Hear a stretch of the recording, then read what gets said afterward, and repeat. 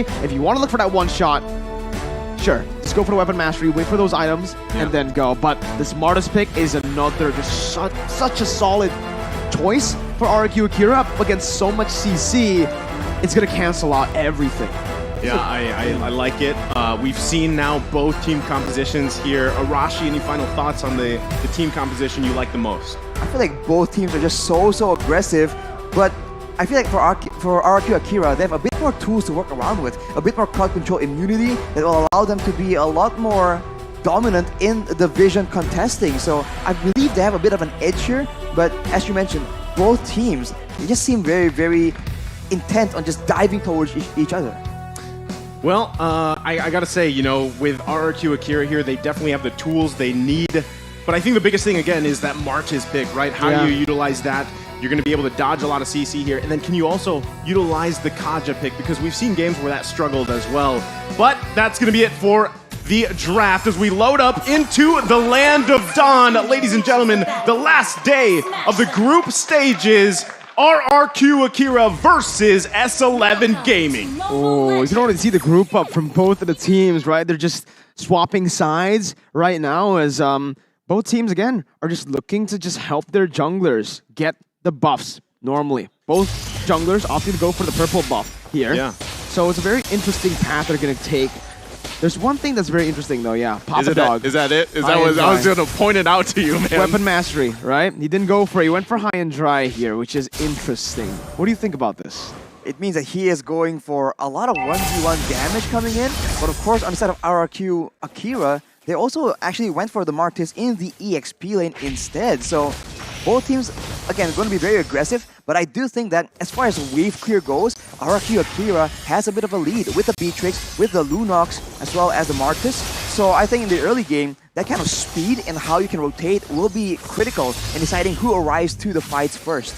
See, this is why it's so interesting with drafts, because both teams super flex, right? We didn't initially we were like, where's Joy going? She goes in the jungle, okay. Then you have the Kadita in the mid lane not roaming. You have the Cho on the roam, and on the other side, same thing. You actually have the Fredrin in the jungle, right, doing that, and then it was the Martiz, who we have seen in the jungle as well often, but he's in the hands of Takashi here, and that matchup alone, Takashi versus Papa Dog, I feel like it's going to be tough for Takashi to get a kill here, whereas Papa Dog could possibly get an early one if he is able to utilize that high and dry emblem. And you can see the team focusing on the bottom side.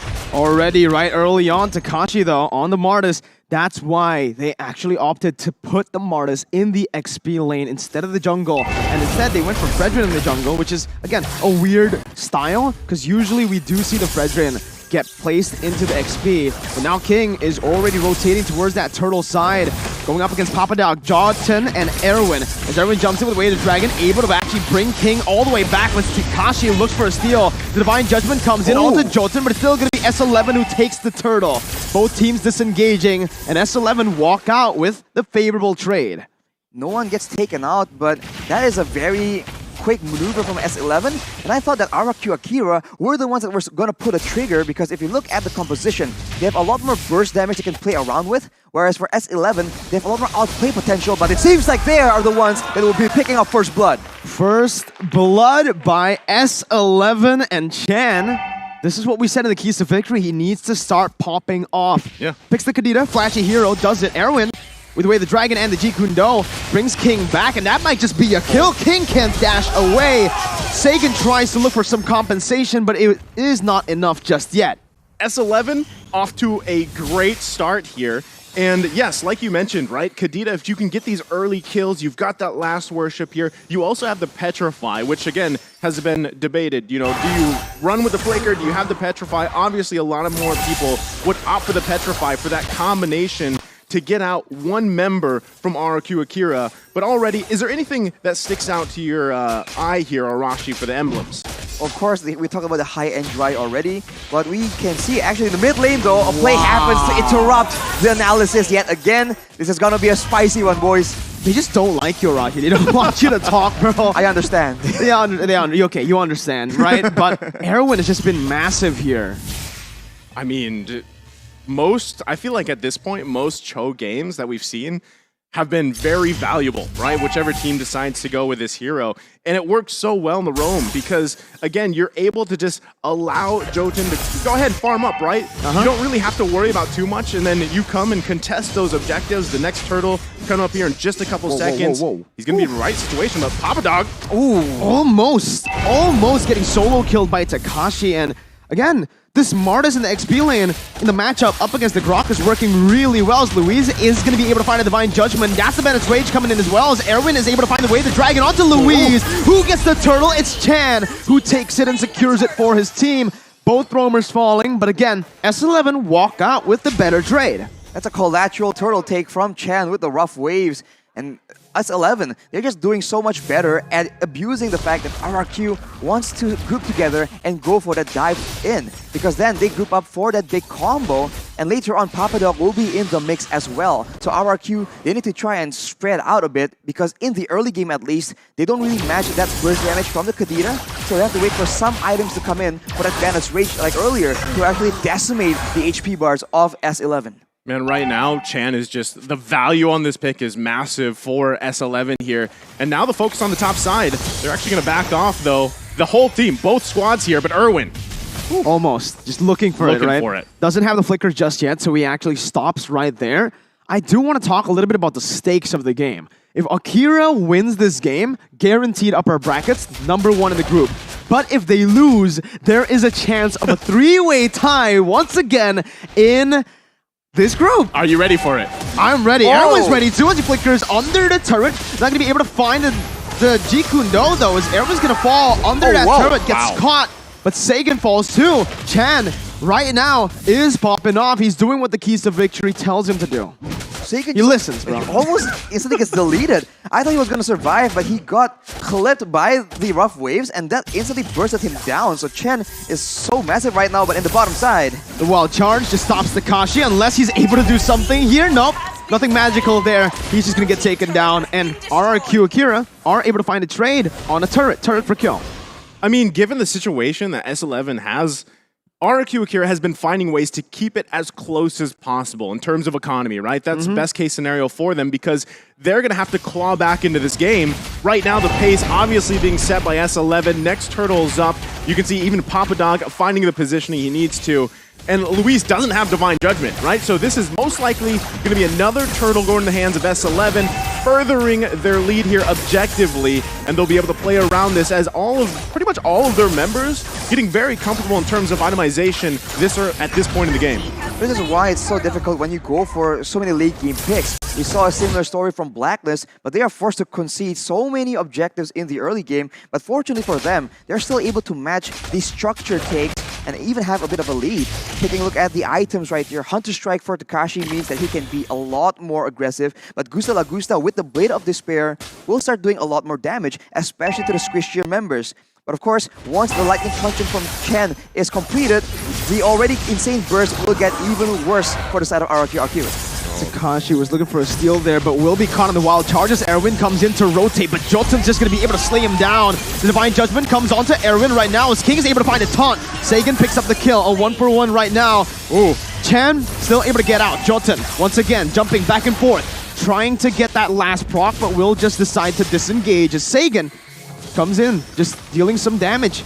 And that whole time, Gusta Lagusa almost got taken out on the bottom side by Kai. So, I mean, that's just showing how much of a sort of vacation mode Kai has had. There might be focusing here on the bottom side, but Jotun not even going to let King and Luis get close enough.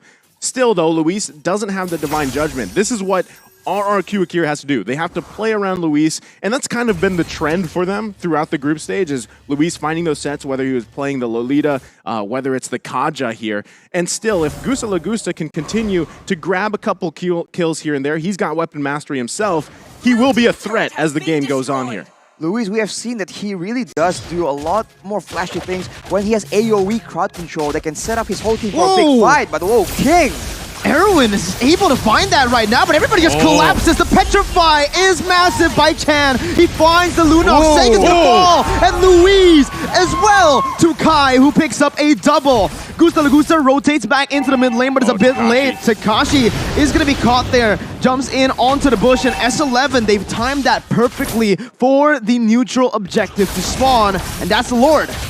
I wonder if RRQ AKIRA can be considered doing good or bad right now, because they've been losing a lot of fights, but at the same time, they've been able to minimize the goal difference, the structure difference as well. But now with S11 taking that Lord, if they play the macro game properly and manage all three waves at the same time, they have a chance here to, at one fell swoop, just break down multiple turrets from the side of RRQ AKIRA. Man, Erwin... still, just finding these little moments here. We're going to take a look at the replay in just a second, presented by TikTok here. Look at that, right? This is what we call the TikTok play in the Philippines. Comes in with that combination and doesn't die. Like, he's able to survive as well. And then the double there from Kai. That is a massive value here for S11. What? Whoa, hey, yo, what happened? Chan just got caught, and Jotun's looking for that ambush. Luis is going to be taken low. He doesn't have the divine judgment, and Jotun's is going to be able to walk him down. Takashi on the back, forced to flicker out very low. Jotun gets traded back as Gusta Lagusta picks up a mega kill. But man, it's just action everywhere, and they don't stop. They're still going. Here, Whoa. Sagan comes in with Wild Charge, will cancel that damage out. Erwin jumps in, now bringing him back with Wader Dragon. As Kai is going to be able to actually deal the damage back onto him. But Gusta and King traded back once again, and it's a shutdown over to Gusta. Oh, man. This is a tough situation here because multiple shutdowns were picked up by Gusta Lagusta in that fight. Look at the damage right now. Okay. Out of nowhere, he is 6-0. Okay. The Beatrix does All right. damage. What was wrong with all the other Beatrixes at M4? What's with the win rate? Yeah. Well, he's 6-0. I It's have Gusta no Lagusta, idea. man. He's 6-0. He has the weapon mastery. And just a couple minutes ago, we were like, at one point, Gusta Lagusta, if he can continue to farm up, he is going to be a threat. And this is now. Now we're here, right? This is exactly what we're seeing. They get some more space on the map that they need. They even out the turret situation. But still, S11 is not out of this, right? They still do have quite a bit of control. They've got setups here. But Erwin, at this point, has to be much more careful in the way that he approaches these. And the same thing, Luis, now that he has Divine Judgment, he's feeling a little bit more confident, especially with Gusta Lagusta popping off at this point. He could find a setup that he wants, and then that's an immediate -1 for S11. It's going to be way harder for S11 to pull off their composition in the later stage of the game, right? They need to use their burst really efficiently towards that back line, and it's Sagan and Gusta. Thing is, Sagan can go invulnerable, and Gusta, the longer the game goes, will have some defensive items, will be a bit harder to catch. Meanwhile, for S11, most of them are open, and most of them can't really, take the prolonged fights here. It's just Kai, but just as I say it, again, Gusta Lagusta, he's dealing a lot towards Papa Dog on that high and dry. See, that's the thing. As we just said, Luis will pull those into Gusta Lagusta, find a kill, but Chan, though, Chan still has the rough waves. Is going to be able to get out of that one. A good snipe over just to poke Erwin down. But RRQ are doing good right now. They've gotten the turrets down, and they can actually just wait it out. Play the long game, unless Erwin gets caught here, and that's just a legendary picked up by Gusta. That's insane, What man. is Gusta? What? This man's insane! It's such a tough situation right now because Gusta What? is relatively survivable. Wow, that's a lot of damage, but he has a has clause as well, so he is sustaining a lot in these fights. And later on, Luis can transition from being an engage tool to a peel tool to ensure that Chan or Jotun, anyone who just dies in the back line, can get instantly shut down and destroyed by the damage coming in from the 8-0 right now, Gusta Lagusta. oh, look at Chan. Oh, He's I looking am. for a setup here on Gusta if he can find it. Oh my god, Sagan actually reads it out. Chan's still able to dish out the damage, but again, that's where the Lunox comes in handy. I thought I was going to hit, and then he's going to go for Luis ult, on the and then he hunt, goes though. for the hit. But yeah, Luis is on the hunt. Not really going to be able to commit just yet, though. So, both teams just disengage unless Papa Dog gets caught with a wild charge. He is going to be able to turn it back around onto RRQ AKIRA. Luis is going to be sprayed down right there as Gusta still dealing a lot of damage in the back. Flickering out to safety as he's going to be able to kite for a bit, but King will fall to the hands of Kai, who's still running wild on RRQ AKIRA. And they get the triple kill, and in the mid lane, it's a 1v1 where Chan's going to be able to actually deal out the damage to shut Gusta down. Takashi coming back at it, getting the decimate, and getting a trade back in. It's a 4-for-1. Out of nowhere. That's a 4-for-1 after securing the Lord. Both these teams right now, after taking a Lord, has gotten taken out very decisively. What is going on? RRQ AKIRA, they stood there with two members in that late game in a Lord push situation. I mean, now we've been talking about Gusta Lagusta, and Kai has heard it, and he's like, what about me, right? He's 7-1 and 3, just had a massive play there. So either way, this game can be anybody's game. S11 still in a good position, and a lot of it still. It's the same thing mirrored across these two team compositions. Who gets that pick off? Who finds a person out of their team? I mean, if it's Papa Dog, great, right? If he can get someone from RRQ AKIRA out of here, and that target is most likely probably going to be Takashi, as we see him trying to focus on these side lane pushes a little bit. But still, as we're about a little over a minute away from that next Lord, it is going to be a crucial to who has the numbers advantage leading up to that objective. But taking a look at the items, how are things going here, Arashi? A Cursed Helmet and an Oracle for Jotun in the jungle. This is a bit of a hybrid build. He wants to do some damage. He needs to have enough to threaten the backline, but still be tanky enough to survive these big crazy fights. As I'm analyzing, the fight breaks open again, Mirko. That Divine Judgment was massive, finds the member, but Chan's gonna be able to trade it back. Onto Sagan, onto Gusta. Kai is still dashing away. Kai is the way of the dragon. Brings King back, locks him down for Jotun to deal the damage back in. Erwin with the Jikundo knocks him up. It's an upset in the making once again, as it's another 4-for-1.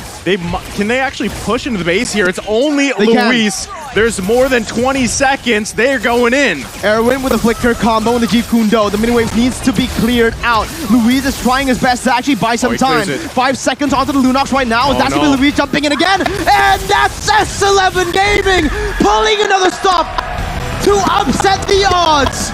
RRQ AKIRA is down. Their 33 consecutive wins have been shut down by S11. That is such a crazy situation here. The fight is so dynamic. You don't really know what's going on.